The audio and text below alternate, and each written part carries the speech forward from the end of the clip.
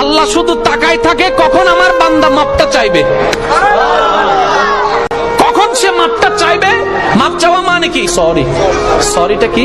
আমি তার সামনে নিজেকে ছোট বানালাম, না আসলে আমার কাজটা ঠিক হয় নাই।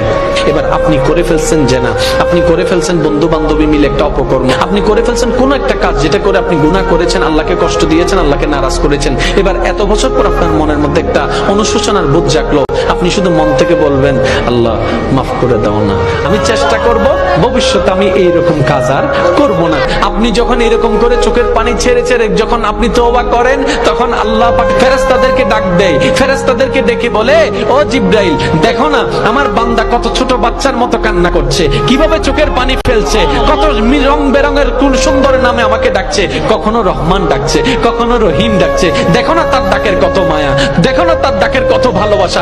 ও ফেরেশতা জিবরাইল তোমার কোনো গুনাহ নাই সেটা আমি জানি, কিন্তু কখনো আমার এই গুনাহগার বান্দার মতো করে কখনো আমাকে ডেকেছো, এত ভালোবেসে কখনো ডেকেছো আমি আল্লাহর সন্তুষ্টি পাওয়ার জন্য কখনো 2 ফোঁটা চোখের পানি তোমরা ফেরেশতারা ফেলেছো? ফেরেশতারা বলে যে আল্লাহ আমাদের গুনাহও নাই, কান্না করার তো কোনো দরকার নাই।